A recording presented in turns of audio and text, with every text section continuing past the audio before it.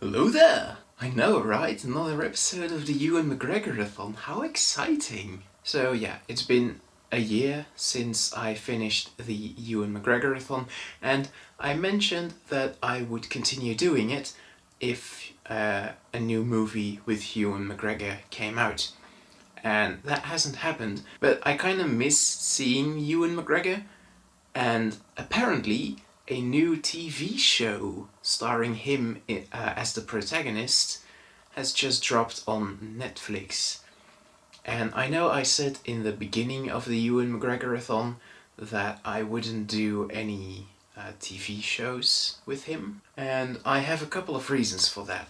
One, because I did the Ewan McGregor-a-thon, one film for every day of the summer holidays, and doing TV shows in between that would throw off the entire timing, and I didn't want that.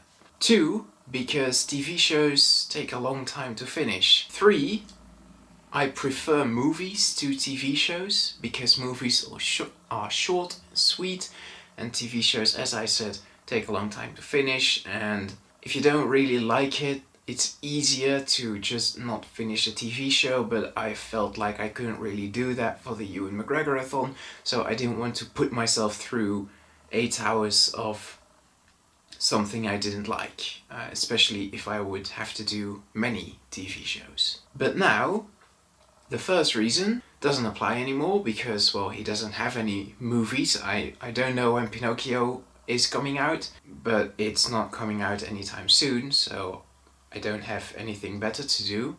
As for the second reason, I agree that TV shows still take a long time, but now I don't have a particular deadline, so I can take however long I want, which I am going to do.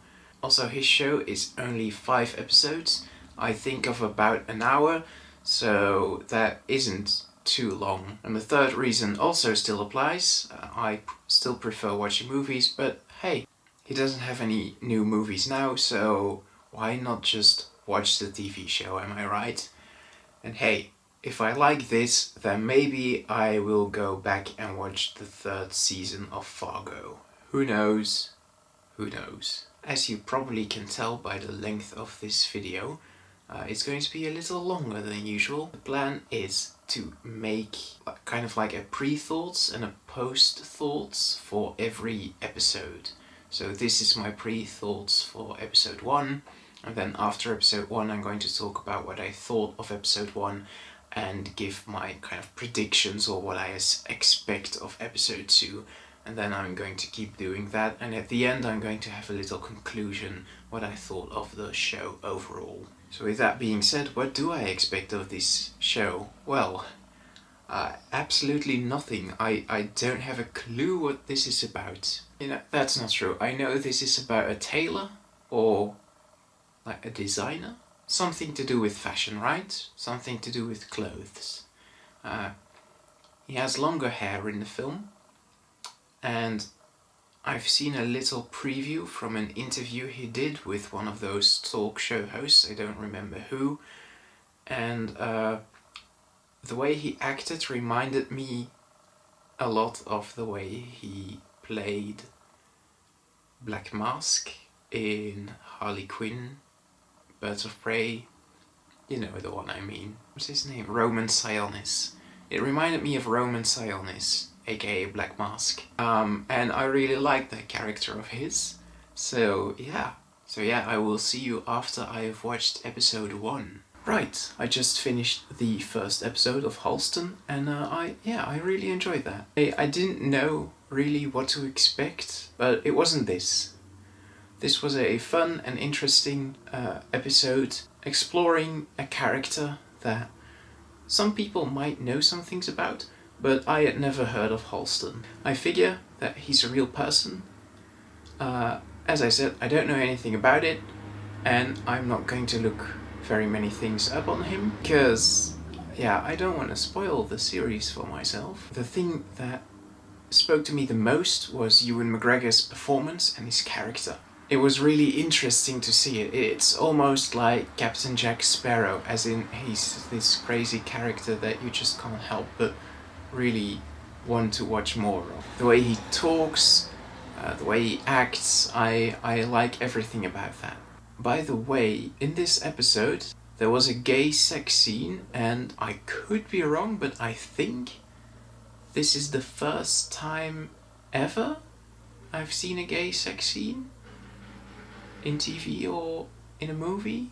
I'm really hoping I'm wrong, because that's quite sad. But anyway, yay for progress.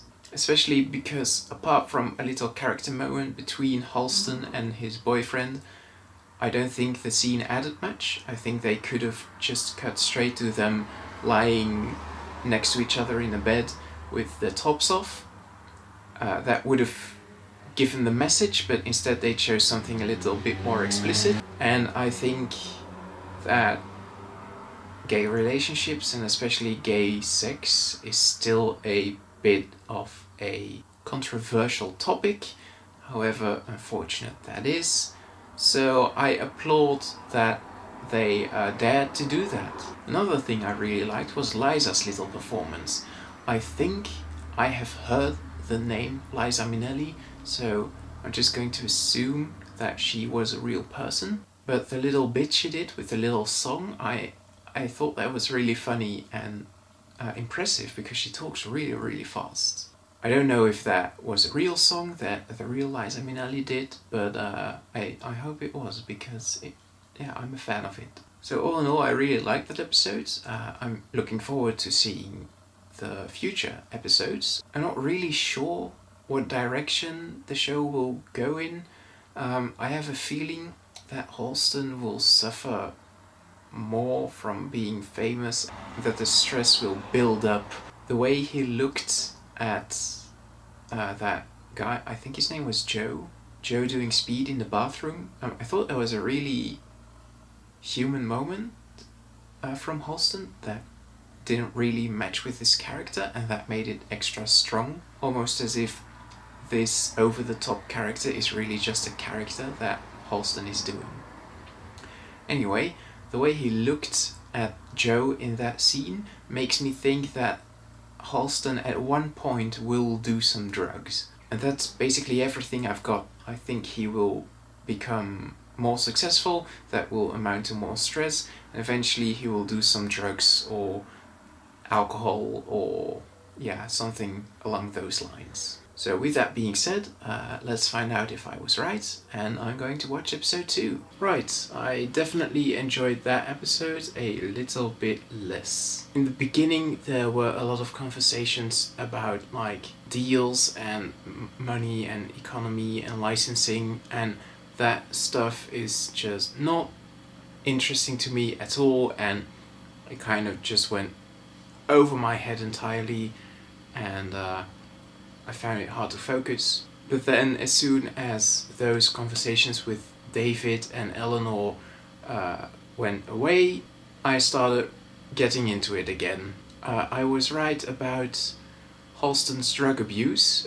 It happened a little bit faster than I was expecting, but I'm still happy my prediction came true. There also was another gay sex scene, which once again, yay for progress. I don't know if this will be a recurring thing throughout the rest of the episodes. For me, the real high point of the episode was as soon as they arrived in Paris. I liked seeing how that entire fashion show turned out and the problems they had to face and the way they solved it. That was really entertaining to me. So that is where the episode peaked, in my opinion. In terms of what I expect of the rest of the series, I'm not really sure. I think his substance abuse will get a little out of hand, and I think that deal he made with David about selling his name or his license or whatever, I think that'll come back to haunt him. I think that wasn't the right decision, at least the episode itself kind of painted it out to be like a bad decision. So I have a feeling we'll see that again, but apart from that, I'm not sure what could happen. I'm also not sure whether he's still together with Ed.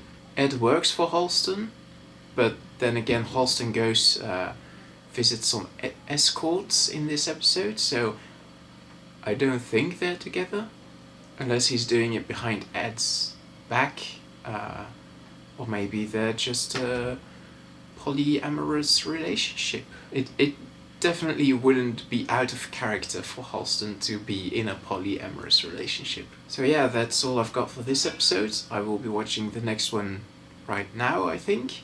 So I will see you when I've done that. Alright, episode 3. This is, I think, so far my least favourite episode. I don't know if that's because this episode is actually the worst, or boring in any way or something, or if it's because it's kind of more of the same. Something I realised while watching this episode, which I hadn't realised up till now, is that this series is a lot more episodical than I had thought.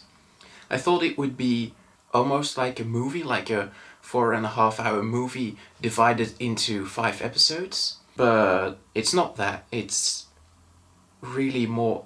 Every episode has its own plot and identity. I know that sounds logical, but for example, the first episode was really the first episode, like the episode wherein Halston becomes Halston.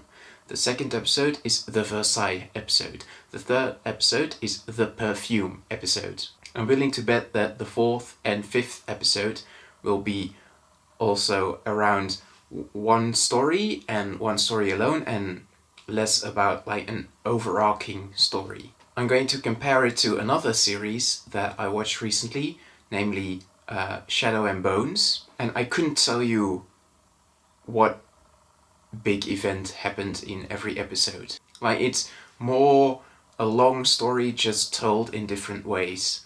Yeah, I don't know if that makes sense. It makes sense in my head, but I don't think I'm conveying it well. Anyway, let's talk about perfume, shall we?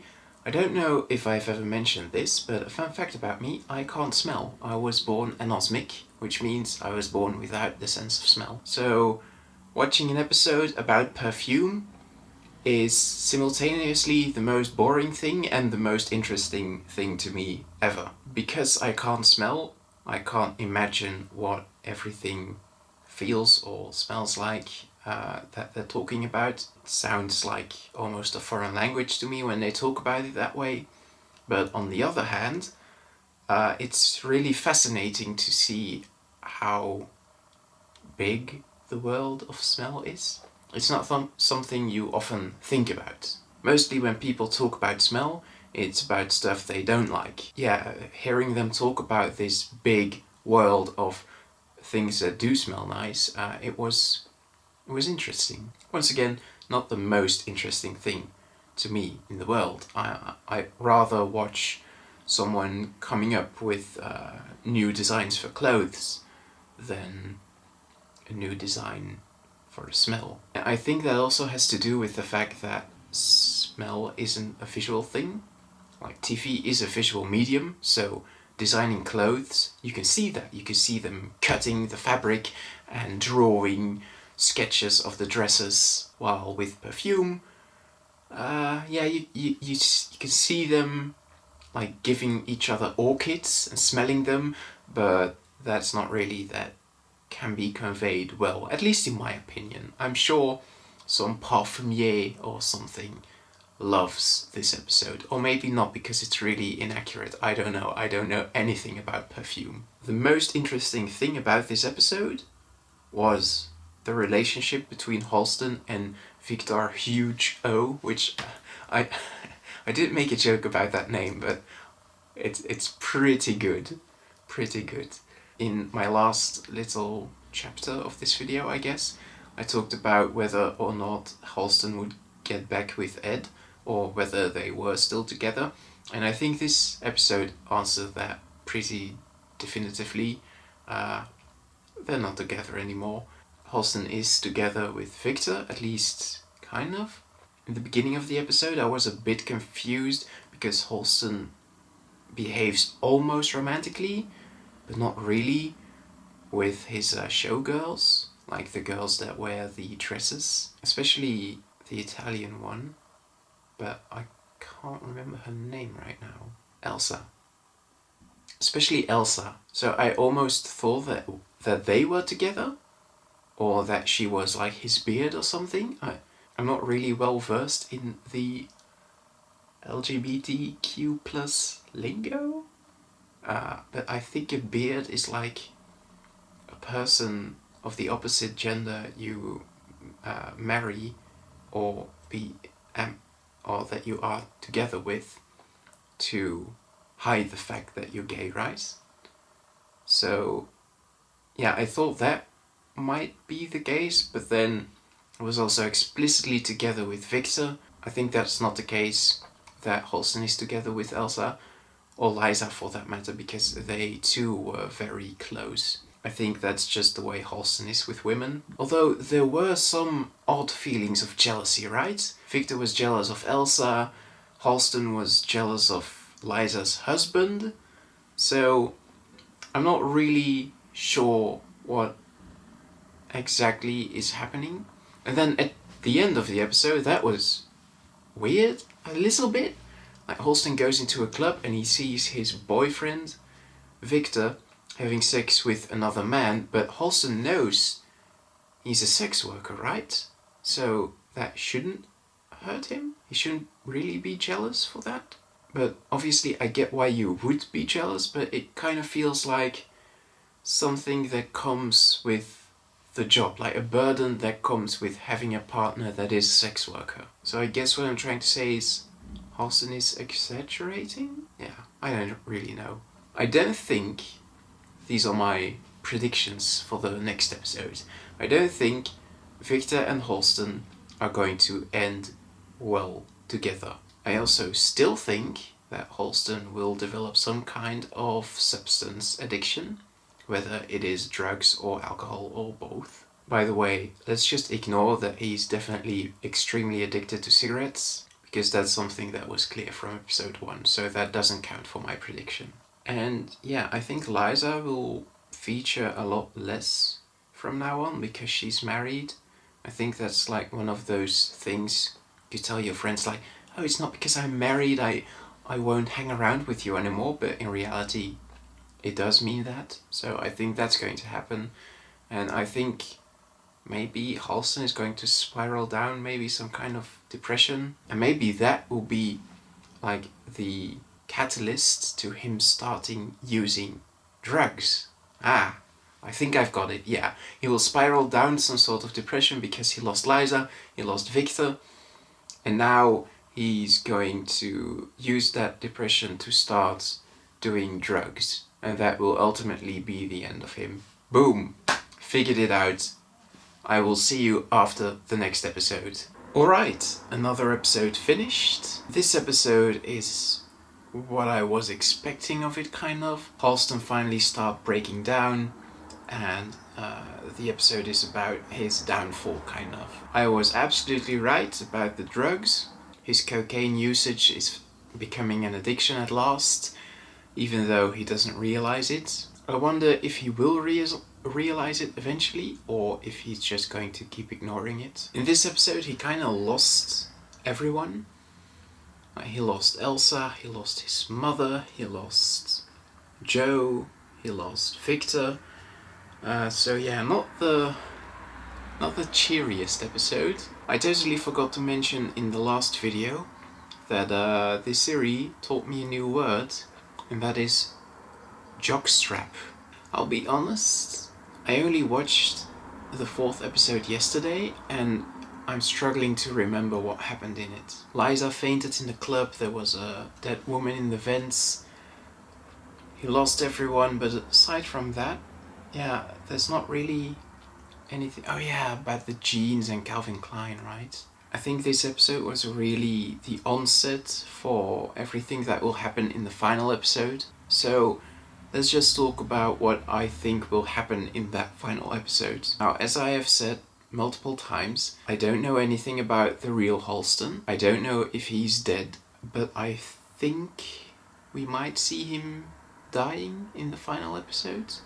He seems like that kind of person who died at the age of like at a young age. I know Ewan McGregor is older than like 30 or something, but I'm not sure how old Halston is supposed to be in the series. But I don't know, I might be wrong. By the way, when Halston got a phone call and he broke down, I was absolutely certain that either Liza or Elsa was dead. I didn't expect it to be his mother. So that was a fun twist, I guess. Well, it wasn't really fun, and it wasn't really a twist, so... Anyway, I think if he dies, it is because of the cocaine. If he doesn't die, I think he might fix his cocaine problem. Maybe he'll join Liza in the rehab clinic. Yeah, I don't know. It's really hard to predict this series. But I'm looking forward to the final episode. So I'm going to watch it now, and I will let you know what I thought of the final episode and of the entire series after I've seen it. Right, I'm back. I watched the final episode of Halston, and it was really, really good. It might be my favorite episode of the series. It really ended the entire series in such a fitting way that I could never have come up with. But first of all, I forgot to mention in the last episode, they went to Montauk, and on the television someone whistled or sang, "Oh my darling, oh my darling, oh my darling Clementine." So that was like 2 references to Eternal Sunshine of the Spotless Mind. And I thought that was odd. Does that movie have something to do with Halston? I'm not sure. Yeah, that just... I noticed that. I'm sure it is just a coincidence, but still, something worth mentioning. I feel really silly that I said that I thought Halston would die because of the drugs, because of course he would die of AIDS. It was basically said in the last episode. Yeah, somehow that just completely escaped from my mind for a moment. I also kind of liked that we didn't see him die on screen. Obviously there would be one of those text thingies at the end saying, "Oh, he died in 1990 in San Francisco." There always is at the end of a biopic, and I'm not a fan of those little texts. But I liked how Halston kind of got a little redemption at the end. He was a really unlikable person up until the halfway through the final episode. Then he kind of started seeing the error of his ways, and he became a much more decent person. It was fitting, it was nice, it was kind of beautiful actually. The final scenes from the episode were my favorite. I liked where he was watching the show and saw all of his dresses and outfits that he made during the series. I liked how he started crying because of that. You could say it's a bit vain, but I just think that he really liked his own work. He's a true artist and he admires what he's able to do. That's my take, at least. Overall, I think this series was great. I am really happy that I decided to do it. I was doubting whether I'd actually enjoy watching a TV series for this kind of actor marathon thing. I think I was lucky that it was such a strong series. As I said in the beginning, in the first episode, I think it's kind of interesting to see a TV show or a movie about a profession or a hobby that you are not interested in at all. And with this series, that was obviously like fashion and clothing design. Like, I am not at all familiar with that world, and that made it so interesting to me. I had also never heard of the man Halston. So I feel like after watching this show, if nothing else, at least I became a little bit more knowledgeable about history and the world that we live in. It also had some good gay representation, at least That's my opinion as a straight white man, so I don't know how valuable that is, but I thought it was good. So yeah, that was Halston. Once again, I really like that. I don't think it's for everyone. There's probably some people who would absolutely find this show the most boring thing they ever saw, but it managed to interest me.